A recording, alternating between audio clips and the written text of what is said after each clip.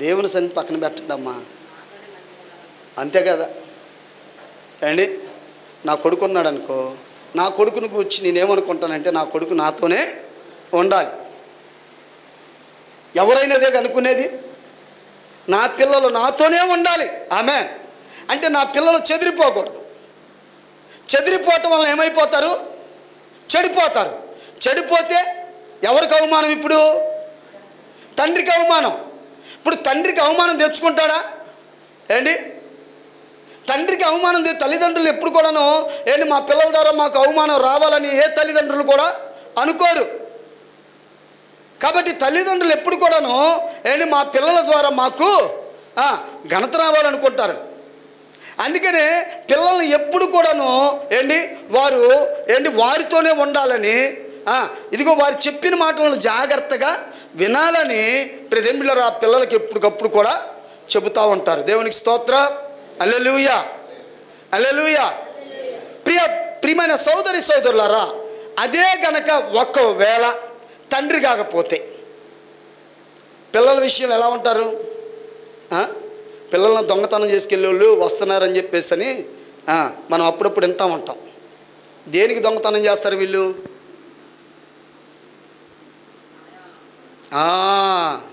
ఏమమ్ముకోవడానికి? పిల్లలను తీసుకెళ్ళిపోయి ఏంటి పిల్లల యొక్క అవయవాలు తీసి, అవయవాలు కిడ్నీలు, గుండె, ఊపిరితిత్తులు ఏంటి కళ్ళు, బ్రెయిను ఇవన్నీ తీసి అమ్ముకుంటారు. పిల్లోడు ఎక్కడున్నాడు ఎక్కడున్నాడు ఎక్కడున్నాడు అంటే ఇంకెక్కడున్నాడు? పిల్లల మీద భయంకరమైన స్మగుల్డ్ అనేది, పిల్లల యొక్క అవయవాలను కూర్చిన స్మగుల్డ్ అనేది జరుగుతూ ఉంది. అందుకని పిల్లల విషయంలో అసమర్థతగా ఉంటే ప్రతి తల్లిదండ్రులకు దుఃఖమే. అందుకని ఏ తల్లిదండ్రులు కూడా వారి పిల్లల విషయంలో అసమర్థతగా ఉండాలని ఎవరు కూడా అనుకోరు. సమర్థత కలిగిన తల్లిదండ్రులుగానే వారి పిల్లల విషయంలో ఉండాలని ప్రతి ఒక్క తల్లిదండ్రులు అనుకుంటారు. హల్లెలూయా, హల్లెలూయా. ఇదే మనం తెలుసుకోవాలండి. అందుకని ప్రియ సోదరి సోదరుడా, ఎన్ని సంవత్సరాలు అపొస్తలుడైన పౌలు గారు ఈ యొక్క ఎఫెసు అనే ప్రాంతంలో ఎన్ని సంవత్సరాలు రాత్రింబవళ్ళు కష్టపడ్డాడంట? 3 సంవత్సరాలు. 3 సంవత్సరాలు ఈయన రాత్రింబవళ్ళు కష్టపడ్డాడు. దేవుని సంఘమును గూర్చి జాగ్రత్తలు చెబుతూ ఉన్నాడు. బుద్ధి చెప్పాడంట. బుద్ధి చెప్పటం అంటే నలుగురిలో చెప్పటమా లేకపోతే సింగిల్గా చెప్పటమా అమ్మా? ఒక్కోసారి నలుగురిలో చెబుతారు, ఒక్కోసారి ఒంటరిగా ఉన్నప్పుడు చెబుతారు. బుద్ధి ఎందుకు చెప్తారు అమ్మా? చెప్పండి, దేనికి చెప్తారు బుద్ధి?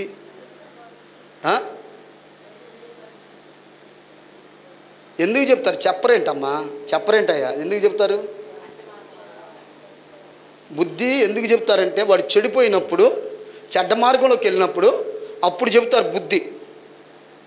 నువ్వు ఎక్కడికి వెళ్తున్నావు, ఏం చేస్తున్నావు, జాగ్రత్తగా ఉండు అంటే వాడు చెడ్డ మార్గంలోకి వెళ్ళకుండా బుద్ధి చెప్తారు. వాడు బుద్ధి తెచ్చుకొని ఉంటే సరే, లేకపోతే బుద్ధిహీనుడైతే ఏం చేస్తాడు? వాడు ఇష్టం. అలా వెళ్ళినోడే ఒకడున్నాడు. లోకాసు వార్తలో వెళ్ళాడు, మొత్తం పాడు చేసుకున్నాడు. బుద్ధి వచ్చినప్పుడు ఇది తప్పారు నాయన అనుకున్నాడు. నా తండ్రి దగ్గరికి వెళ్దాం అనుకొని వచ్చాడు. దేవునికి స్తోత్రం కలుగును గాక. హల్లెలూయా. ఈ రోజున వాక్యమునకు వ్యతిరేకంగా నీవు వంకర త్రోవలోకి వెళ్తున్నావు. నిన్ను ఈడ్చుకెళ్ళేవాడు ఒకడున్నాడు. వాడు ఎక్కడో లేడంట. ఎక్కడున్నాడంట? మన మధ్యలోనే ఉన్నాడు. ఇప్పుడు నువ్వు అర్థం చేసుకోవాలి ప్రియ దేవుని సంగమా. రోషం కలిగిన దేవుడు రోషంగానే నీకు బోధిస్తున్నప్పుడు నువ్వు గ్రహించాలి. నువ్వే పునాది మీద కట్టబడ్డావో, ఏ బండ నుంచి నువ్వు చెక్కబడ్డావో, నీ కొరకు రక్తం కార్చింది ఎవరో, నీ కొరకు ప్రాణం పెట్టింది ఎవరో, ఇగో నిన్ను బలపరచడానికి దేవుడు సేవకుని పెట్టాడు. నువ్వు చెదిరిపోతే చెడిపోతావు. చెడిపోయి నీవు పరలోక రాజ్యానికి వెళ్ళవు. కుళ్ళిన దాన్ని ఎవడైనా ఇంట్లో పెట్టుకుంటాడా? కుళ్ళిన దాన్ని. మొన్న ఇక్కడ కుక్క చచ్చిపోయింది ఆ స్థలంలో, బాగా ఉబ్బిపోయింది. అది ఎప్పుడు చచ్చిపోయిందో తెలియదు. అది కానీ ఇంకొక రోజు అయితే ఏమైపోద్దంటే పొట్ట పగిలి దాని పేగులన్నీ బయటకు వచ్చేస్తాయి. అప్పుడు ఎంత దుర్వాసన వస్తుంది. ఉండేవాళ్ళమా? నాకు తెలిసి ఈ రోజు కూడా ఉండేవాళ్ళం కాదు, అంత కంపు కొడతా ఉండేది.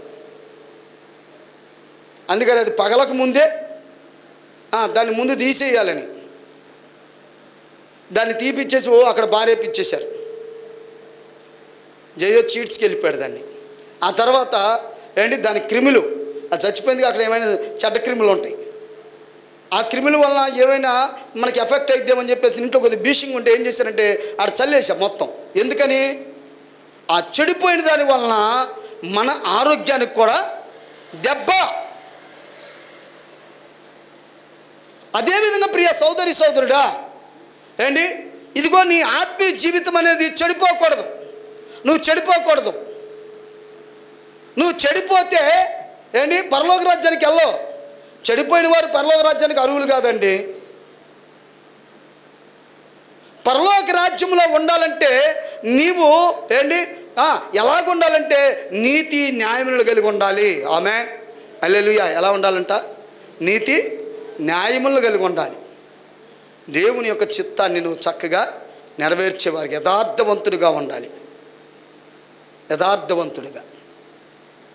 అందుకనే ఎఫెసీలో ఉన్న సంఘానికి ఆ సంఘములో ఉన్న పెద్దలను పిలిపించి పౌలు భక్తుడు చెబుతా ఉన్నాడు, అబ్బాయి జాగ్రత్త. ఎందుకు జాగ్రత్త చెప్తున్నాడంటే, కొందరు ఉన్నారయ్యా, వాళ్ళు ఈడ్చుకొని కొందరిని తీసుకుని వెళ్ళిపోతారు. వారికి వంకర మాటలు బోధిస్తారు. అది కరెక్ట్ కాదు. ఇవాళ సంఘాలను విడిచిపెడతాం కరెక్ట్ కాదు, మందిరాలను విడిచిపెడతాం. ఏ బోధకునైనా అడుగు, వాక్యం ఎట్ట చెబుతుంటే ప్రియ జన్మిలరా ఏంటంటే సీమల దారి అయిపోయింది. అయితే అవి నాకెందుకు? నువ్వు ఈ మందిరం నుంచి ఇంకో మందిరంలోకి వెళ్తే నాకేంటండి? నాకేమి నష్టం ఉండదు. సత్యవాక్యాన్ని సరిగా బోధిస్తున్నా. ఎందుకో తెలుసా? నన్ను నేను రక్షించుకోవటానికి, మిమ్మల్ని కూడా రక్షించడానికి. అది నువ్వు గ్రహించకుండా ఒకవేళ దేవుని మందిరంలో నుంచి నువ్వు తప్పిపోయావంటే అది నీకే నష్టం. ఏ బోధకునైనా అడుగు, లేకపోతే బైబిల్ ముందు పెట్టుకొని ఆదికాండం కాడ నుంచి ప్రకటన గ్రంథం వరకు కూడా ప్రజలు చదివించుకో. మిమ్మల్ని ఒకవేళ వచ్చారు ఇక్కడికి వచ్చారు, వేరే మందిరానికి వెళ్ళే వాళ్ళు ఇక్కడికి వచ్చారనుకో, ఇప్పుడు నేను వస్తే వచ్చారులని ప్రజలు వాళ్ళని సమర్థించి వారికి నేను ఇగో సరైన విషయాలను చెప్పకపోతే వచ్చిన వాళ్ళకి నష్టమే. తర్వాత చేర్చుకున్న సత్యవాక్యాన్ని సరిగా ప్రజెంట్ అర్థం చేసుకోకపోతే నష్టం అనేది ఖచ్చితంగా వాటిల్లిద్ది. ఆమె హల్లెలూయా. చూడండి, దేవుని పరిశుద్ధ గ్రంథమైన బైబిల్లో మనం చూద్దాం. ఒక ఆయన ఉన్నాడు, జక్కయ్య. లూకాసు వార్త 19వ అధ్యాయము, లూకాసు వార్త 19వ అధ్యాయము 8వ వచనం చూద్దాం. ఈ జక్కయ్య అని ఆయన పాపములో ఉండి అన్యాయంగా ఇతరులు దోసుకుంటూ ఇదిగో తను చేస్తున్న ఉద్యోగంలో తను ఏ రీతిగా ఉన్నాడంటే న్యాయంగా లేడు, అన్యాయస్తుడే. అలాంటి యొక్క జక్కయ్య పాపములో ఉన్న జక్కయ్య ప్రభువును చూడాలనుకున్నాడు. పాపములో ఉన్న జక్కయ్య ప్రభువును చూడాలనుకున్నాడు.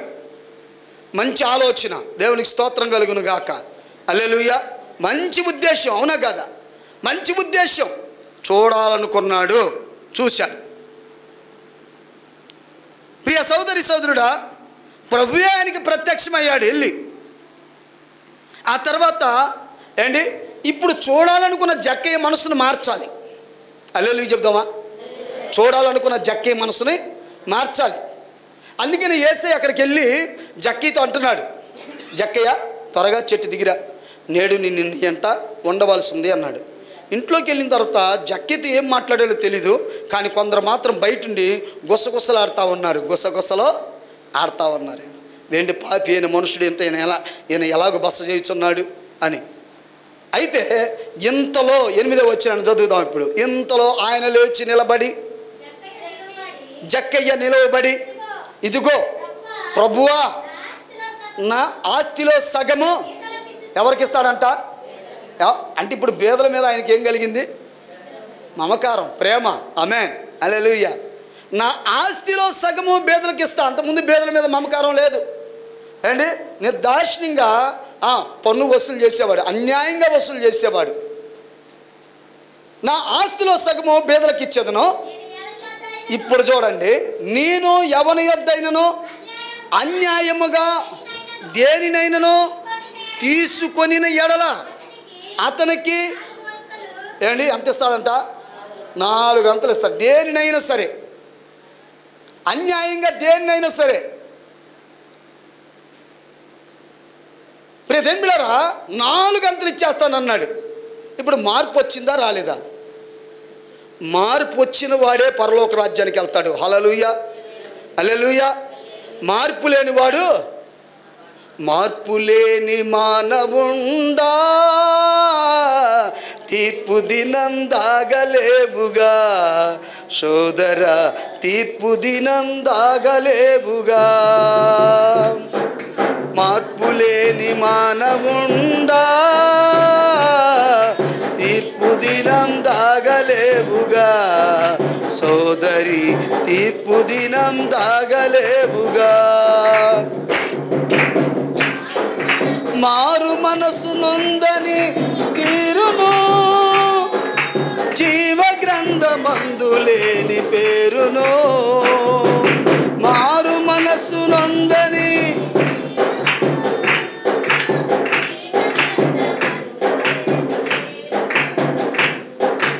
అసహించుకొనును ద్వేషించును, అసహించుకొనును ద్వేషించును. ఎరుగనంతి యేసు నిన్ను ఎంచను భాషించను. మార్పు లేని మానవుడా తీర్పు దినం దాగలేవుగా సోదర. ఘోర పాపిగా నీవు కనబడి, నేరస్తుడిగా నీవు నిలబడి. ఘోర పాపిగా నీవు కనబడి, నేరస్తుడిగా నీవు నిలబడి. త్రోయబడి నరకాన కూలబడి, త్రోయబడి నరకాన కూలబడి. కాలబడి పోదువు కాయము హేయము, కాల్చబడి పోదువు కాయము హేయము. మార్పు లేని మానవుడా తీర్పు దినం దాగలేవుగా సోదరా, తీర్పు దినం దాగలేవుగా. హల్లెలూయా, హల్లెలూయా. మార్పు అనేది కనపడాలి. హల్లెలూయా. ఇప్పుడు ఎవరిలో కనపడింది మార్పు? జక్కీలో కనపడింది. జక్కీలో కనపడగానే ప్రియమైన సోదరి సోదరుడా ఏంటి చూడండి, నిజంగా ఎలాంటి మార్పు అంటే ఆయన అంటున్నాడు, ఎవరి యొద్దైనా సరే, ఏదైనా దేనినైనా సరే అన్యాయంగా తీసుకుంటే 4 గంటలు ఇస్తానంటున్నాడు. ఇవాళ నువ్వు ఇస్తావా? నువ్వు ఇస్తావా? ఏంటి ఇస్తావా? మందిరంలోంచి ఒక ఆత్మ వెళ్ళిపోయింది, నా దగ్గరికి వచ్చింది. ఇప్పుడు మరలా ఆ మందిరానికి నేను 4 మళ్ళీ ఇంకొక వచ్చిన వాళ్ళని కాకుండా ఇంకో 4 అప్పు చెప్తానా? అసలు వచ్చిన వాళ్ళనే అప్పు చెప్పను నేను. మీకు అర్థమవుతుందా నేను చెప్తుంది? హల్లెలూయా, హల్లెలూయా, హల్లెలూయా. దేవునికి స్తోత్రం కలుగును గాక. ఏది మార్పు? ఇవాళ మార్పు లేని ఏంటి ప్రియ దేవులారా, దొంగ బోధకులు సమాజంలోనే ఉన్నారు. ఆమేన్. మార్పు లేని దొంగ విశ్వాసులు ఎక్కడున్నారంట? దేవుని సంఘములోనే ఉన్నారు. ఇలాంటి వారికి పరలోక రాజ్యం అనేది ఏమాత్రం కూడా లేదు. నువ్వు ఎక్కడికైనా వెళ్ళి ఎవరినైనా ఆరాధించుకో.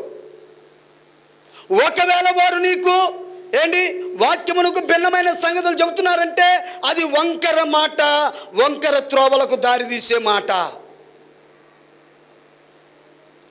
ప్రియమైన సోదరి సోదరుడా, పిలోమోనుకు రాసిన పత్రికను మనం చూసినట్లయితే ఈ పిలోమోనుకు రాసిన పత్రికలో పిలోమోను దగ్గర ఒనేసిము అనే ఒక వ్యక్తి ఉన్నాడు. సరే, ఉంటూ ఏం చేశాడంటే పిలోమోను దగ్గర తన ఇంట్లో ఏం దొంగిలించాడు.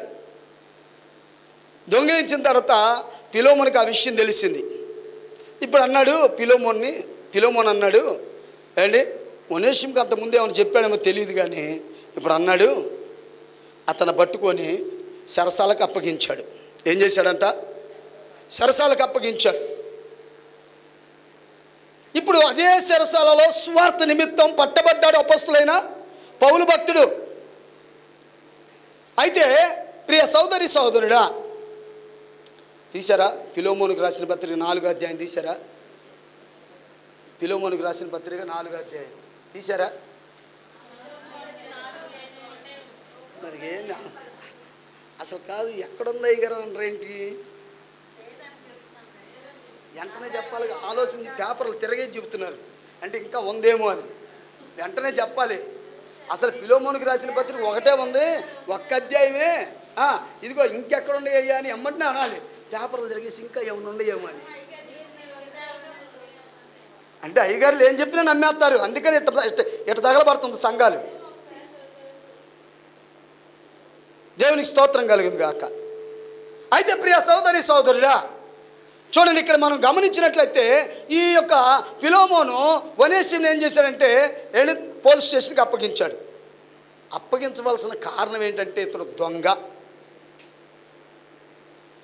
బైబిల్ గ్రంథంలో ఒక మాట ఉంటుంది, దొంగలకు పరలోక రాజ్యం ఉందా? దొంగలకు పరలోక రాజ్యం ఉందంటే ఇవాళ నేను కూడా దొంగతనం చేస్తా. మీకు అదే చెప్తా, చేయండి పర్వాలేదు, ఎవరి సొమ్మాయిని దొంగిలించండి, ఎవరిదైనా దొంగిలించండి పర్వాలేదని చెప్తా. పరలోక రాజ్యం లేదుగా, లేనప్పుడు ఎందుకు చెప్పాలి? నువ్వు పరలోక రాజ్యానికి పర్వాలేదు, వెళ్ళకపోయినా పర్వాలేదు అనుకుంటే ఎవరింట్లో ఏదైనా దొంగిలించు, పర్వాలా. ఏదైనా దొంగిలించు, దేన్నైనా దొంగిలించు, ఎప్పుడైనా దొంగిలించు. కానీ నువ్వు పరలోక రాజ్యానికి వెళ్ళాలనుకుంటే ఇప్పుడు ఖచ్చితంగా ఏం మానాలి? నువ్వు ఏం మానాలి? ఒక్కసారిగా ఈ ఒనేసిము అనేవాడు సరే ఒక్కసారి చేస్తే దొంగతనం ఎరా బాబు ఏంట్రా అనేవాడు. కానీ వీడి బుద్ధి అదే బుద్ధి. వీడు ఒకసారి కాదు, ఎవరైనా అంతేగా. ఇప్పుడు మీ ఇంట్లో ఎవడన్నా పని చేస్తున్నాడు అనుకో, నీ దగ్గరికి పనికి వచ్చారు, కిరణ్ నీ దగ్గరికి క్లీనర్గా ఒక్కరోడు వచ్చాడు, ఒకసారి ఏదో తప్పుడు పని చేశాడు. ఏం చేస్తావు నువ్వు? ఇది కరెక్ట్ కాదని అంటావు, అవునా? తర్వాత అది కాదని చెప్పినా సరే ఇంకా చేశాడు అనుకో, ఇంకోసారి చెప్తావు. అలా కూడా కాదని ఇంకా వాడు అలానే చేస్తున్నాడు వినకుండా ఇప్పుడేమంటావు? నువ్వు ఓనర్కి చెప్తావు, అవునా? ఇప్పుడు ఓనర్ ఏం చేస్తాడు? ఇక పనికిరాడాడు. అవసరం వస్తే ఆ ఓనర్ గారు ఏం చేస్తారంటే ఆ క్లీనర్ని అప్పగిచ్చేస్తాడు పోలీస్ స్టేషన్కి, ఇటు దొంగతనం చేస్తున్నాడండి అని. జరిగేది అదేగా. ఈ ఒనేసిమును కూడాను బహుశా ఈ పిలోమోను గారు ఎన్నిసార్లు హెచ్చరించాడో నాకైతే తెలియదు. ఇసుకొచ్చేసి ఉంటుంది, అందుకనే పోలీస్ స్టేషన్కి అప్పగించేశాడు. ఈ పోలీస్ స్టేషన్లో మగ్గిపోతున్నాడు. అదే పోలీస్ స్టేషన్లో ఇప్పుడు పౌలు భక్తుడు ఉన్నాడు. సువార్త నిమిత్తం ఆయన తీసుకెళ్లి చెరసాల్లో వేశారు. అయితే ఇప్పుడు పౌలు భక్తుడు అతను పరిచయం చేసుకున్నాడు, ఒనేసిముని పరిచయం చేసుకున్నా. బాయ్ ఎట్రా, ఏంటి నువ్వు ఎక్కడ ఏంటి అని అడిగాడు. ఫలానా. ఎందుకు వచ్చావు? ఇదంటే జరిగిన సంగతి. అక్కడ యథార్థంగా ఒప్పుకున్నాడు ఆయన. అది గొప్పతనం. దేవునికి స్తోత్రం కలుగును గాక. అది గొప్పతనం. సరే, మొత్తం మీద ఆ చెరసాల్లో అతని మనసును మార్చేశాడండి. ఒకప్పుడు ఆయన ఎలాంటి వాడంటే నిష్ప్రయోజకుడే. ఎలాంటి వాడు? నిష్ప్రయోజకుడే. ప్రియదేవుని బిడ్డలారా, ఇతడు హానికరుడే.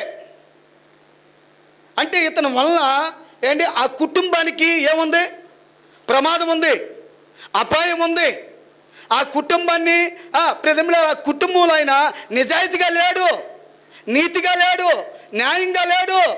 ప్రియదేవుని బిడ్డలారా, ఇదిగో ఎలా ఉన్నాడంటే ఆ కుటుంబంలో ఈడు ఒక దొంగలాగా ఉన్నాడు. అలాంటి వ్యక్తిని పౌలు భక్తుడు వాక్యం ద్వారా మార్చాడు. హల్లెలూయా. మార్చబడాలి. ఇప్పుడు వాక్యం ద్వారానే నువ్వు మార్చబడాలి. ఇంక దేని చేత మార్చబడతావు? నొప్పులతో కాలిస్తే మారుతావా? లాగి చెంప మీద ఒకటి కొడితే మారుతావా? వాక్యముతోనే మార్చబడినప్పుడు నిన్ను చెంప మీద కొడితే తిరిగి నన్ను కొడతావు. అవునా కదా? కాబట్టి ప్రియ దేవుని బిడ్డలారా, ఇప్పుడు వాక్యం ద్వారా నీ జీవితంలో ఒక గొప్ప మార్పు అనేది రావాలి. ఎంతగా రావాలి? దేవుని రాజ్యమును స్వతంత్రించుకునే విధంగా నీలో మార్పు రావాలి. హల్లెలూయా, హల్లెలూయా.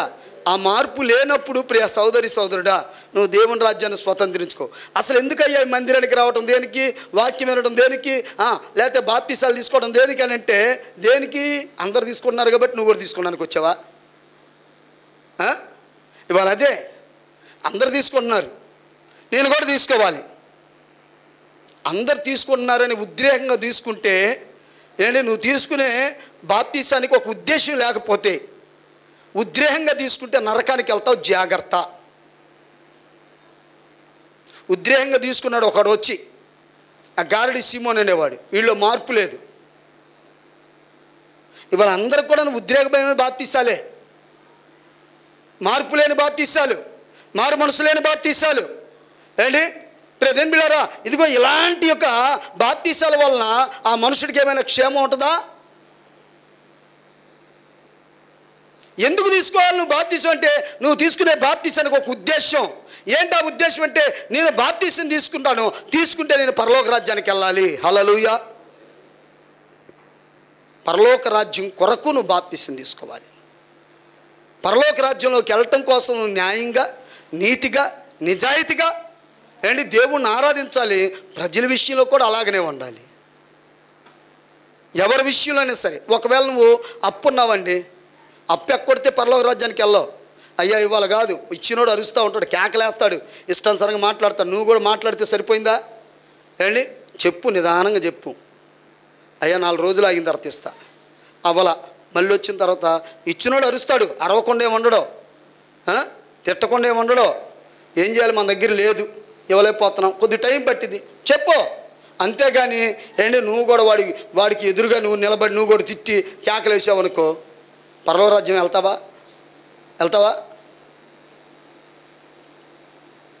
ఈ వస్తువు నాదని ఎవరైనా అడిగితే నీదెందుకుదా అని అంటే నువ్వు పరలోక రాజ్యానికి వెళ్తావా? పరలోక రాజ్యానికి వెళ్ళే మార్గాలండి ఇవన్నీ కూడా. హల్లెలూయా.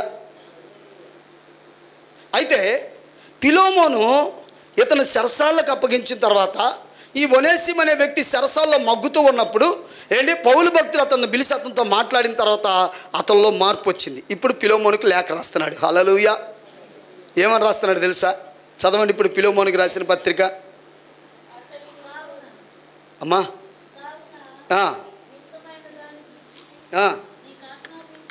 ఎన్నో వచ్చింది చదువుతున్నావు? 1 చదువు.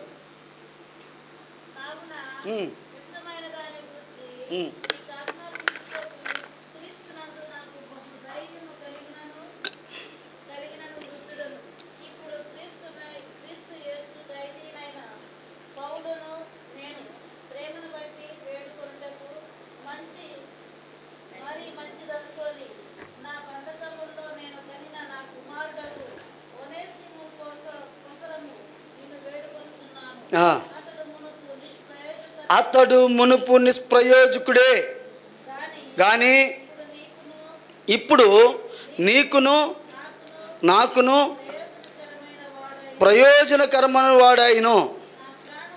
నా ప్రాణం వంటి వాడై నీ యొద్దకు తిరిగి నేను సువార్త కొరకు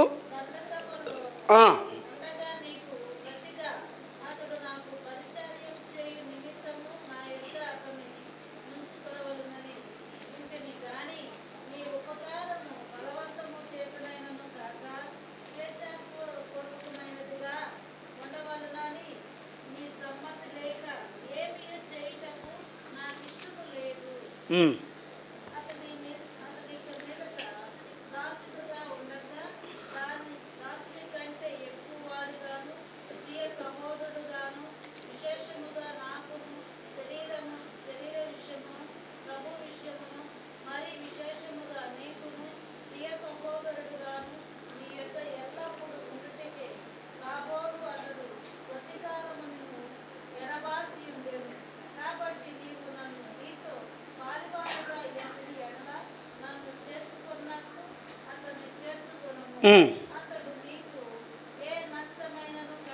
అతడు నీకు ఏ నష్టమైనను కలుగజేసిన ఎడల నీకు ఏమైనా రుణమున్న ఎడలను అది లెక్కలో చేర్చుకొనుము.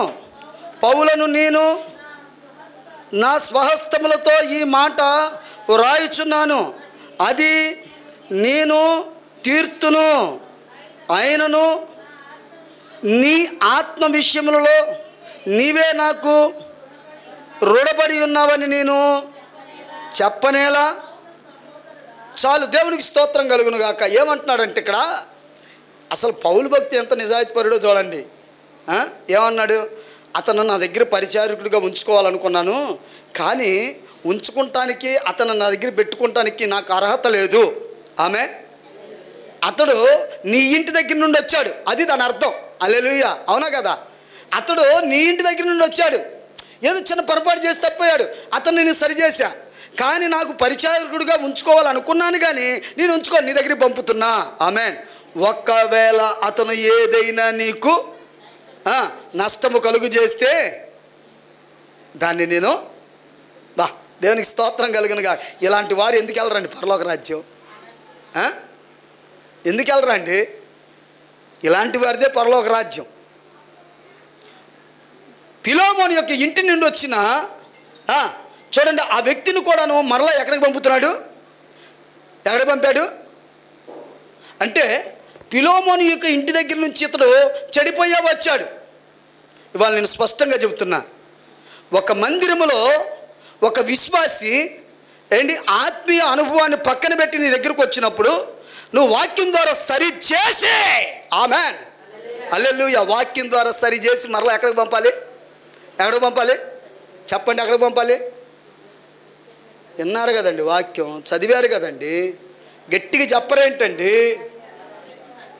ఫిలోమోను ఎక్కడున్నా? ఒనేసిము ఎక్కడున్నాడు? ఒనేసిము ఎక్కడున్నాడు? ఫిలోమోను యొక్క ఇంట్లో ఉన్నాడు, అవునా? ఫిలోమోను యొక్క ఇంట్లో ఇతడు యథార్థంగా ఉన్నాడా? అన్యాయంగా ఉన్నాడా? అన్యాయస్తుడిగానే ఉన్నాడు. అన్యాయస్తుడైన ఫిలోమోను యొక్క ఇంట్లో ఉన్న ఒనేసిము ఇప్పుడు ఎక్కడికి వచ్చాడు? చెరసాల్లోకి వచ్చాడు. ఇప్పుడు చెరసాల్లో ఉన్న ఈ ఒనేసిముని మార్చింది ఎవరు? పౌలు భక్తుడు.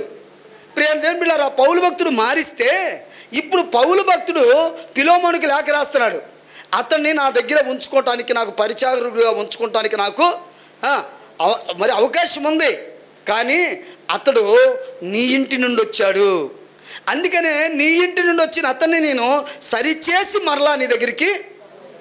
ఇప్పుడు సేవకులు ఏం చేయాలి చెప్పండి? ఇక మందిరం నుంచి ఎవరైనా తొలగిపోతే, తొట్టిల్లిపోతే ఇప్పుడు ఏం చేయాలి చెప్పండి? వాక్యం తెలియదు మనకి, వాక్యం తెలుసుకో, ఏదో మొత్తం మీద 4 పాటలు వచ్చేస్తాయి, కొద్దిగా వాక్యం నేర్చుకుంటాం అంతే. దేవుని పిలుపు ఉండదు, ఏముండదు. ఎట్టయితే ఏమైంది, మొత్తాన్ని కూర్చుకోవాలి. ఇది ఆలోచన. జాగ్రత్త, దెబ్బతింటావు ఎవరైనా సరే. ఇది వాక్యము. సంఘములో నుంచి నువ్వు ప్రతిబిలారా దేనికి వెళ్తున్నావు?